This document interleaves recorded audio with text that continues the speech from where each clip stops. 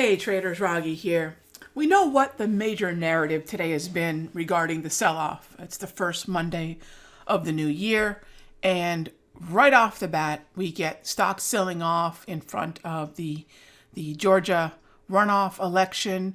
We have virus spike issues. We have the England lockdown.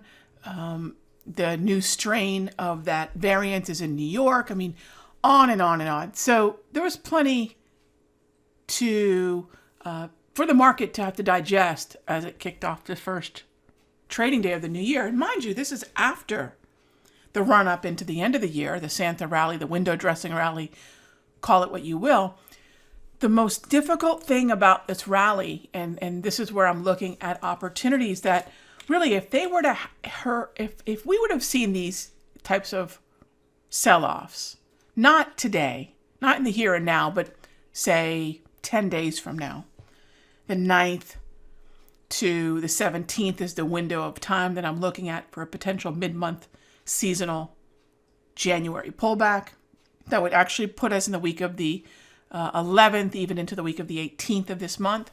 If you take a look at the calendar, I was looking for something in this area here, not today. It's really almost a week too soon. So two things run through my mind. If we still see a little bit more weakness, now remember, we still have tomorrow's trading to get through in terms of the actual Tuesday election in Georgia. We have Wednesday to get through, and these are all politically charged days. And gosh, do I hate politics in terms of what they do, how they mesh. So ugly, how they collide with the markets, but these are volatility events. So if we can get some lows to buy into, I'm game, but I'm still concerned that we might see still another pullback. So the question really for me isn't, do I buy a pullback in January? The question really is going to be, do we get two of them?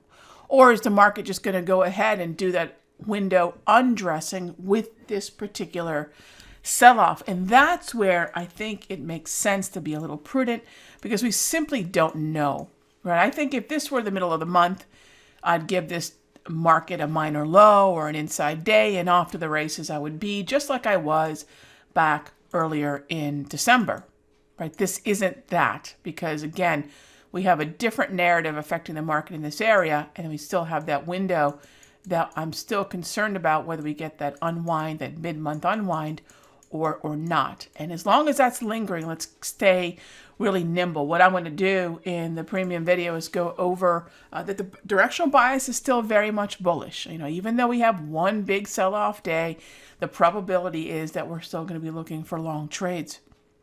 So we'll talk about that. So one thing that might make a lot of sense to do right now is focus on other places like, say, crude oil. Focus on other places like RBOB. Focus on other markets like corn and soybeans, even the Australian dollar. And don't stay quite so fixated on the indices, because a lot of traders get a lot of tunnel vision on the indices. And right now, I'm telling you, I think they're going to be the more difficult ones to trade. Even though I'm bullish and even though I want to be a buyer, let's be patient in that particular part of the market, meaning the stock indices. And I'll see you in the next update.